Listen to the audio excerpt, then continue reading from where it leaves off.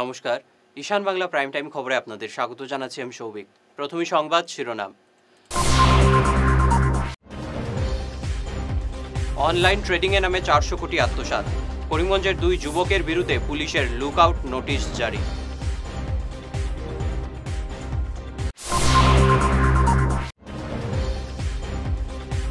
পঞ্চায়েত নির্বাচনে বিজেপি অগপর মিত্রতা বহাল থাকবে, জানালেন মন্ত্রী অতুল।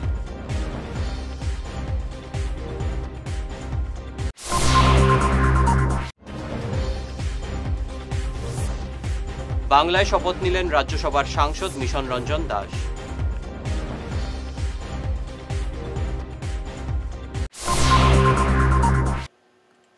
এবারে বিস্তারিত প্রাইম টাইম খবর। অনলাইন ট্রেডিংয়ের নামে বরাক থেকে 400 কোটি টাকা আত্মসাৎ করার অভিযোগে মোহাম্মদ সাকির এবং হারুন রশিদের বিরুদ্ধে লুক আউট নোটিশ জারি করল করিমগঞ্জ পুলিশ। অভিযুক্ত দুজনের বাড়ি করিমগঞ্জ জেলার বাকরশালে। দুইজনই বর্তমানে পলাতক। তারা যাতে বিদেশে পাড়ি দিতে না পারেন তাই লুক আউট নোটিশ জারি করেছে করিমগঞ্জ পুলিশ। করিমগঞ্জের অতিরিক্ত পুলিশ সুপার প্রতাপ দাস জানান, সিংহানিয়া ফিটেকের জেলা কোঅর্ডিনেটর রাহুল রায়কে গ্রেফতার করে জিজ্ঞাসাবাদ চালিয়ে মূল অভিযুক্ত হেমন্ত গগৈর সন্ধান পাওয়ায় পুলিশ হেমন্তকে গুয়াহাটি থেকে গ্রেফতার করা হয়েছে। এখনও পর্যন্ত করিমগঞ্জ জেলা থেকে 3 জনকে গ্রেফতার করা হয়েছে। বাকিরা শীঘ্রই পুলিশের জালে পড়বে বলে অতিরিক্ত পুলিশ সুপার আশাবাদী। রাজ্যে পঞ্চায়েত নির্বাচনে বিজেপি অগপর মিত্রতা বহাল থাকবে। আজ হাইলাকান্দিতে এমন ইঙ্গিত দিলেন মন্ত্রী অতুল বরা। মন্ত্রী বলেন, বিজেপি এবং অগপ একজোট হয়ে পঞ্চায়েত নির্বাচনে লড়বে। দুদিনের বরাক সফরে এসে আজ হাইলাকান্দিতে জেলা প্রশাসনের সঙ্গে বৈঠকে বসেন মন্ত্রী। পরে জেলা বিজেপি কার্যালয় অগপ এবং গেরুয়া দলের কার্যকর্তাদের সঙ্গে বৈঠকে বসেন। বৈঠক থেকে বেরিয়ে আজকের সংবাদ মাধ্যমে বিস্তারিত তুলে ধরেন মন্ত্রী অতুল বরা।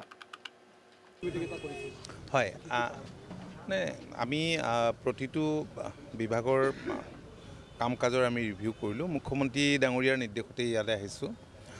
বৰাকৰ 3খন জিলাতে এনেধৰণৰ ৰিভিউ মিটিং আৰু আমাৰ মিত্ৰদল ভাৰতীয় জনতা পাৰ্টীৰ কাৰ্যালয়তো আহিলোঁ। কৰ্মকৰ্তাসকলৰ লগত মত বিনিময় কৰিলোঁ। প্ৰথম কথা আপোনালোকে জানেই যে বৰাক ব্ৰহ্মপুত্ৰৰ মাজত এটা বৃহৎ গেপ আছিল, কিন্তু 2016ৰ পৰা সেই গেপটো নোহোৱা হৈ গৈছে, কমি গৈছে। আৰু আগতে ইয়াত উন্নয়নৰ নামত কেৱল লুণ্ঠন হৈছিল, কিন্তু আজি সেই পৰিৱেশ নাই। আৰু বিশেষভাৱে 2021ৰ পৰা মাননীয় মুখ্যমন্ত্ৰী ডক্টৰ হিমন্ত বিশ্ব শৰ্মা ডাঙৰীয়াৰ সবল নেতৃত্বত সমগ্ৰ ৰাজ্যখনৰ লগতে বৰাকতো তড়িৎ গতিত উন্নয়নৰ কাম কাজবিলাক হৈছে। আজি তেখেতৰ নিৰ্দেশত আহিছোঁ যাতে কাম কাজবিলাক এইখিনি ঠিকমতে হৈছে নে নাই ইয়াৰ এটা ৰিভিউ কৰিব লাগে। আৰু আমি ৰিভিউ কৰিছোঁ, আৰু য'ত য'ত আমি ত্ৰুটিটো আমি দেখিছোঁ বা প্ৰগ্ৰেছটো শ্ল' দেখিছোঁ, আমি নিৰ্দেশ দিছোঁ, এটা সময় দি দিছোঁ, সেই সময়ৰ ভিতৰত কাম কাজখিনি সম্পূৰ্ণ কৰিব লাগে।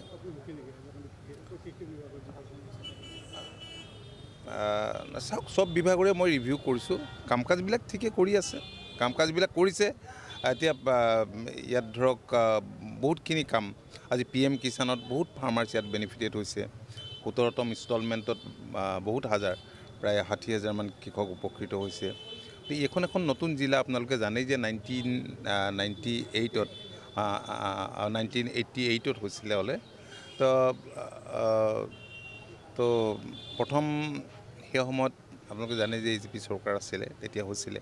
তাৰপিছত দীঘলীয়া সময় কংগ্ৰেছ দল ক্ষমতাত আছিল, সেই সময়ত কাম ইয়াত নহ'ল। গতিকে এতিয়াতো হৈছে, এই বছৰ যথেষ্ট কাম কাজ হৈছে, প্ৰতিটো বিভাগে ভালকৈ কাম কৰি আছে।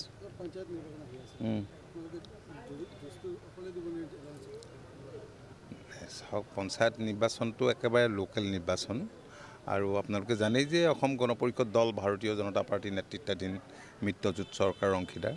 আমি এই সম্পৰ্কত কথা বতৰা পাতিছোঁ। আজ শপথ নিলেন রাজ্যসভার নবনির্বাচিত সাংসদ করিমগঞ্জের মিশন রঞ্জন দাস। আজ নয়াদিল্লিতে রাজ্যসভার নির্দিষ্ট কক্ষে তাকে শপথ বাক্য পাঠ করান উপরাষ্ট্রপতি জগদীশ ধনকর। বাংলায় শপথ বাক্য পাঠ করেন মিশন। রাজ্যসভার সাংসদ হিসেবে মিশনের কার্যকাল মাত্র 10 মাস। সংবাদ মাধ্যমে মিশন বলেন, সময় অনেক কম, এই সময়ের মধ্যে অনেক উন্নয়নমূলক কাজ করতে হবে তাকে। শ্রী মিশন রঞ্জন দাস রাজ্যসভার সদস্য নির্বাচিত হইয়া ঈশ্বরের নামে শপথ করিতেছি যে বিধি দ্বারা স্থাপিত ভারতের সংবিধানের প্রতি আমি কৃত্রিম নিষ্ঠা ও আনুগত্য পোষণ করিব। আমি ভারতের সার্বভৌমত্ব ও অখণ্ডতা রক্ষা করিব এবং যে কার্যভার আমি গ্রহণ করিতে উদ্যত হইয়াছি তাহা নিষ্ঠাপূর্বক নির্বাহ করিব। দোহালিয়া শিববাড়ি এলাকায় একই রাতে পরপর 8টি দোকানে চুরিকাণ্ডে জনমনে আতঙ্ক ছড়িয়েছে। স্থানীয়রা জানান, গত রবিবার রাতে মুষলধারে বৃষ্টি হচ্ছিল। এই সুযোগকে কাজে লাগিয়ে দুষ্কৃতীরা একটি দোকানের পেছনের দরজা ভেঙে প্রবেশ করে, পরে পার্টিশন ডিঙিয়ে একের পর এক দোকানে হানা দিয়ে টাকা সহ অলংকার হাতিয়ে নেয়। পুলিশ তদন্ত শুরু করলেও এখনো পর্যন্ত দুষ্কৃতীদের গ্রেফতার করতে পারেননি। হিতাংশু রঞ্জন নাথ, এই সাইটের মোটামুটি দরমালিক আমি, প্লাস আমার একটা ফার্মেসি আছে। তো সকালবেলা আমি যখন ঘুমো আসলাম, ঘুম থেকে উঠার পরে সকাল অনুমানিক ধরেন 6টা সাড়ে 6টা, তখন আমার পাশে একটা দোকান আছে, যে দোকানে চা স্টল, এই চা স্টলের মালিক আইছেন। তখন আবার পরে তাই দেখছেন যে তান দোকানের কিনারও তার ক্যাশ বাস্কটা মানে পিছনের সাইডে ফেলাই। তখন তাই আমার ক্যাশ বাস্কটা কিনে ফেলাই, তখন তাই পিছন দিকে গেছেন, গিয়ে দেখছেন পিছন দিকে তার বেড়াটা কাটিয়া ভিতরে ঢুকছে। তখন আমার কাছে ফোন করছেন যে ওরকম ওরকম আমার দোকান চুরি হয়ে গেছে। আমি আইছি, আমি আইতে একটু লেট হয়েছে, আমার ছেলে আইছে, আমার পরে ছেলে পিছন দিকে দেখছে আমার বাসার পিছনে, ওই দোকানের পিছনে। তখন পিছন দিকে চাইয়া দেখছে যে জুয়েলারি আছে, জুয়েলারির পিছন দিকে টিন কাটে। তখন হেক গিয়া আমার কইছে যে বাবা ওরকম লাখো কাপড় পিছন দিকে ইয়েটা কাটা, বেড়াটা কাটা। তখন আমিও আইয়া দেখি আমার দোকান খুলিয়া চাইয়া দেখি আমার দোকানটাও সেম পিছন দিকে কাটিয়ে ঢুকছে। অথচ পিছন দিকে যে ঢুকছে হে বাইরে যাইতে তার সম্ভবত কোন জায়গা থেকে কইতে পারিনি, সাইডটা ড্রাগসের খটরা হয়েছে। তারপরে তো সবটি দোকান আইয়া খুলিয়া দেখছেন দিকে সবটি দোকানের পিছন দিকে কাটি খুলি সব দোকানের যে দোকানের ক্যাশ খালি ক্যাশ মানি লইয়া গেছে। কিতারির দোকান আছে, একটা মোবাইল রিপেয়ারিংয়ের দোকান আছে, একটা ফার্মেসি আছে, একটা জুয়েলারি একটা আছে, সবজির দোকান একটা আছে, চা স্টল একটা আছে, টোটাল 8টা দোকান ছিল। আমরা তো অনুমান করি, আর কারণ যেভাবে রমরমা ব্যবসা মানে ড্রাগসের ইয়ে চলে, ড্রাগসের খট্টাটাই আমরা পিছনে পাওয়ায় আমরা 100% শিওর যে এখানে ড্রাগসের খট্টা। কিন্তু এখান থেকে টিলচূড়া দূরত্বে আমরা এডি ক্যাম্প আছে, কিন্তু এই এডি ক্যাম্পে পর্যন্ত তারা টের পায় না। বা রাত্রিবেলা কোনো দিন হইলে ডিউটিতে, কোনো দিন ইনো স্টাফ টোটাল আছে 3 জন, একজন অসুস্থ 2 জন আছে। আর এত বড় এরিয়ার মধ্যে মোটামুটি এরা সেমনে কিতা করে আমরা তো কইতে পারি। সকালবেলা গেছি গিয়া জানাইছি তারা কাছে রাত্রে ভাড়াদার আছে, ভাড়াদার তো সামনে দিয়ে রোডের সামনে দিয়ে দিছে ভাড়া, কিন্তু পিছন দিকে বেড়া কাটিয়ে ঢুকে গেছে। আপনার তো আমরা সন্দেহ মানে ক্যান্ডিডেট সন্দেহ না, আমরা সন্দেহটা হইলো ড্রাগসের উপরে সন্দেহ, ড্রাগস খাওয়া পাইটির কারণে। কারণ সব টেকা নিছে কিন্তু বাকি কোনো মেটেরিয়ালস নিছে না। যেমন আমার ঘরে আছে, আমি ধরে অনুমানিক 10,000 টাকা হইব, যে ফাতারমান্দি দুর্গাপূজা কমিটির উদ্যোগে একটা লটারি ডোনেশন কুপন ইয়ে করা হয়েছে, এটারও প্রায় 10,000 টাকার মতো, 10-11,000 টাকা নিছে। আর ক্যাশ ধরেন 1-2,000 টাকা। জুয়েলারিরও সোনা রূপা কিছু নিছে, সব করতে কি টাকা মোবাইল নিছে, মোবাইল রিপেয়ারিং করতে। নিচে সামান্য বিরতি থাকছে, আরও অন্যান্য খবর সঙ্গে থাকুন।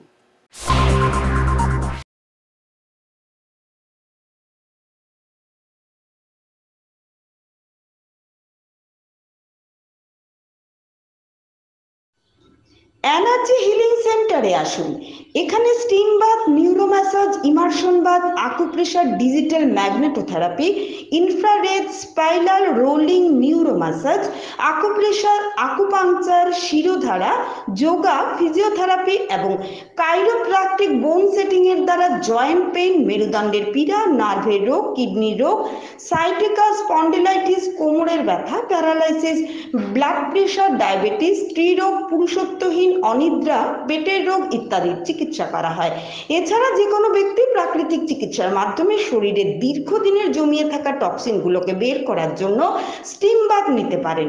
যোগাযোগ করুন energy healing centre, Rangpur part 2, Lakshmipur road, city chamber, first floor, Ismail market, central road, Silchar 1। Mobile number 9395732456, 9435070286 এবং 03842223183। অগ্রিম বুকিং প্রয়োজন।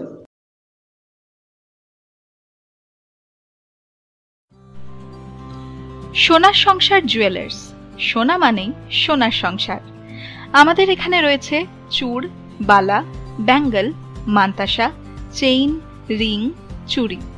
50,000 টাকার সোনার গহনা কেনাকাটা করলে রয়েছে একটি নিশ্চিত উপহার।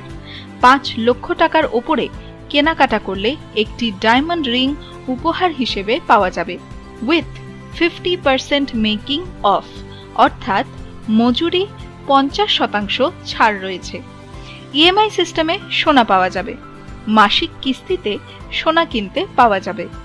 12 মাসের কিস্তি জমা দিলে 13 মাসের কিস্তি সম্পূর্ণ বিনামূল্যে।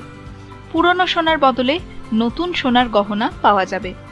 এছাড়াও আমাদের মধ্যে রয়েছে ডায়মন্ড রিং, গলার হার, মঙ্গলসূত্র। ন্যূনতম 50,000 টাকার বিয়ের সেট পাওয়া যায়। সব ধরনের আধুনিক গহনা পাওয়া যায়। তাই আর দেরি না করে চলে আসুন আমাদের সোনা সংসার জুয়েলার্স শোরুমে। আমাদের ঠিকানা NN দত্ত রোড, শিলচর 1। যোগাযোগের জন্য ল্যান্ডলাইন নাম্বার 038422600081, আমাদের মোবাইল নম্বর 9395163088 অথবা 9395178117। ফিরে এলাম ঈশান বাংলা খবরে।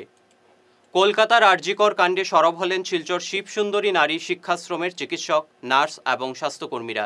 গতকাল এক প্রতিবাদ কর্মসূচিতে ঘটনার তীব্র প্রতিবাদ জানিয়ে দোষীদের কঠোর শাস্তি দাবি জানান তারা।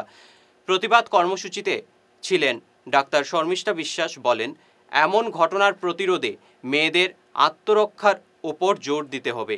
এ ব্যাপারে তিনি অভিভাবকদের দৃষ্টি আকর্ষণ করেন। উপস্থিত ছিলেন doctor Bijaylakshmi Das, doctor Debanjana Dutta Majumdar, doctor Suchita Kochar, doctor Arijit Kumar Pal, doctor Pulak Malakar সহ অন্যান্যরা। বা বিবেক জাগ্রত হয়েছে। আমরা ওর মৃত্যুর সঠিক কারণ জানতে চাই। যারা দোষী অবশ্যই তাদের সেরকম পানিশমেন্ট হওয়া উচিত। এবং তার চেয়ে বড় কথা, নির্ভয়ার পরে অভয়া, তারপরে যেন আর কেউ এই পৃথিবীতে, শুধুমাত্র কলকাতা নয়, শুধুমাত্র ওয়েস্ট বেঙ্গল নয়, শুধুমাত্র আমাদের দেশ নয়, পৃথিবীর যে কোনো জায়গায় কারোর যেন এরকম দুর্ভাগ্য আর না হয়। প্রথমত একজন মানুষ হিসেবে, তারপরে একজন মা হিসেবে, তারপরে একজন মহিলা হিসেবে এবং সর্বশেষে একজন ডাক্তার হিসেবে আমি চাই যে সবাই নিরাপত্তার যেন অভাবে কোনোদিন ভুগতে না হয়। এইটাই আমাদের জাস্টিস, এটাই আমরা সবার কাছের থেকে চাইব এবং আশা করব যখন সবাই একসাথে হয়েছে কোনো না কোনো সময় নিশ্চয়ই জাস্টিস আমরা পাবই পাবো। We want justice. We want justice. We want justice. মেয়েদের জন্য মেসেজ আমার তরফ থেকে হলো, প্রতিটি মেয়েকে, প্রতিটি মা, বাবা বা গার্জিয়ান যারা আছেন অবশ্যই যেন তাদেরকে এমনভাবে গড়ে তোলেন স্বাবলম্বী। প্রতিটি মেয়ে পড়াশোনার সাথে সাথে তাদের স্বাস্থ্যর দিকে যাতে নজর দিয়ে এমনভাবে তারা তৈরি থাকে যাতে তারা নিজেরা প্রতিরোধ ক্ষমতা গড়ে তুলতে পারে। এবং প্রশাসনের কাছে আমার একটা নিবেদন যে কোনো একটা মোবাইল নাম্বার, কোনো একটা অ্যাপ তৈরি করা হোক যাতে করে আমরা যেখানেই যখনই বিপদে পড়ি না কেন সঙ্গে সঙ্গেই যাতে আমরা কারোর কাছে সেই খবরটা পৌঁছে দিতে পারি। বিশ্ব হিন্দু পরিষদের দক্ষিণ পূর্ব প্রান্তের ধর্মপ্রসার প্রমুখ গোপীব্রত গোস্বামীর পিতা প্রাক্তন প্রধান শিক্ষক গীতেন্দ্রচন্দ্র গোস্বামী প্রয়াত। রবিবার সকাল 7টায় তিনি শেষ নিঃশ্বাস ত্যাগ করেছেন। বয়স হয়েছিল 94 বছর। রেখে গেছেন 6 পুত্র, পুত্রবধূ, 4 নাতি নাতনি সহ অসংখ্য গুণমুগ্ধ। প্রয়াত গোস্বামীর বিভিন্ন সামাজিক কাণ্ডে জড়িত ছিলেন। তিনি বরঝালেঙ্গার মধ্যবঙ্গ বিদ্যালয়ের প্রাক্তন প্রধান শিক্ষক ছিলেন। তার মৃত্যুতে গোটা এলাকা শোকস্তব্ধ। বিভিন্ন সামাজিক কর্মকাণ্ডে সাক্ষী রেখে 25 বছর পূর্ণ করল বরাকের অগ্রণী সামাজিক ক্রীড়া এবং সাংস্কৃতিক সংস্থা খোঁজ। 25 বছর আগে এই সংস্থার আত্মপ্রকাশ করে শিলচরে। তারপর গোটা বরাকে নানা সামাজিক কর্মকাণ্ডে জড়িয়ে পড়ে এই সংস্থা। 25 বছর চলার পথে বিভিন্ন সামাজিক কর্মকাণ্ডে সাক্ষী এই সংস্থা। করোনাকালে অসহায়দের পাশে দাঁড়ানোর পাশাপাশি শিলচরের ভয়াবহ বন্যার সময় অসহায়দের সাহায্যের হাত বাড়িয়ে দিয়েছিল এই সংস্থা।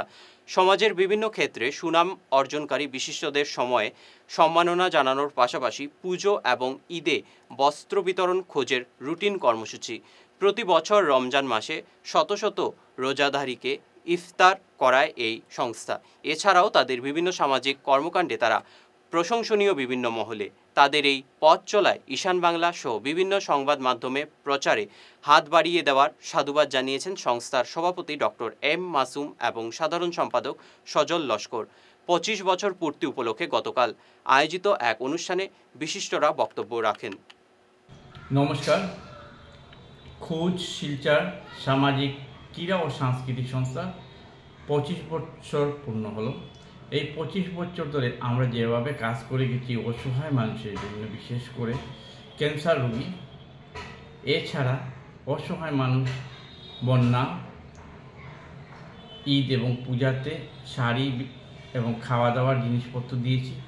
এছাড়া যারা ছাত্র ভালো পড়াশোনার জন্য কলেজে অ্যাডমিশন নিতে পারছেন না, তাদের জন্য আমরা হাত বাড়িয়ে দিয়েছি। Medical camp, hockey, football, cricket, volleyball, এইসব খেলাধুলা আমাদের সংস্থার মাধ্যমে বহু জায়গায় প্রতিযোগিতা করেছি। ভলিবল, ফুটবল, এইভাবে বিভিন্ন প্রতিযোগিতা করে আমরা 25 বছর থেকে সমাজসেবা করে যেতেছি। সমাজের জন্য বিভিন্ন রকম পদক্ষেপ নিয়েছি। আমাদের সঙ্গে যারা আমাদেরকে সাহায্য করেছেন, সর্বপ্রথম আমি ধন্যবাদ জানাবো আমাদের সাংবাদিক বন্ধুরা, আমাদের প্রচার দিয়েছেন, ওনাদের মাধ্যমে আজকে আমাদের পরিচয়। শহর থেকে গ্রামে লোকেরা আমাদেরকে চিনতে পেরেছে।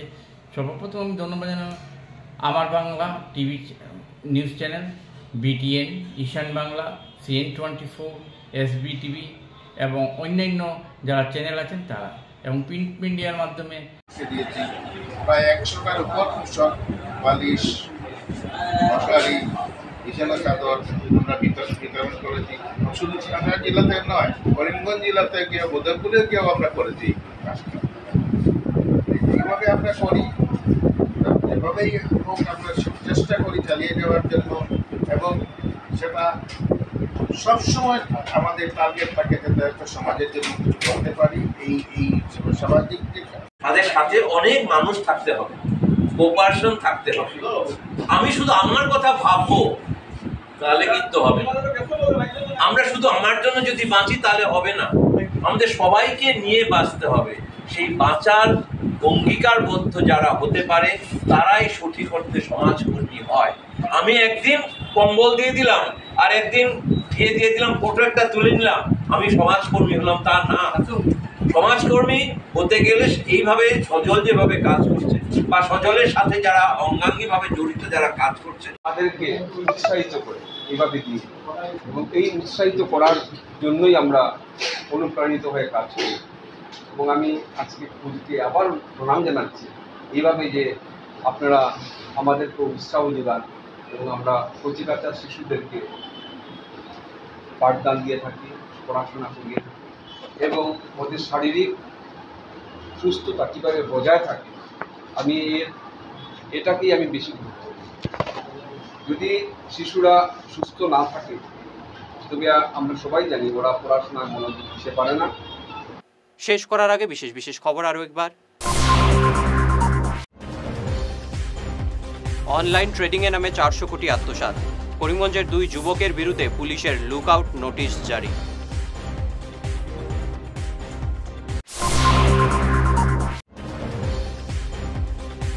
পঞ্চায়েত নির্বাচনে বিজেপি অগপর মিত্রতা বহাল থাকবে, জানালেন মন্ত্রী অতুল।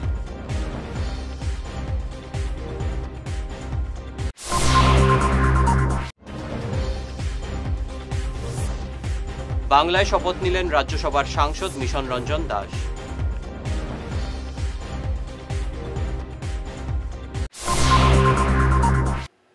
এখনকার মতো ঈশান বাংলা প্রাইম টাইম খবরে পর্যন্তই। নমস্কার।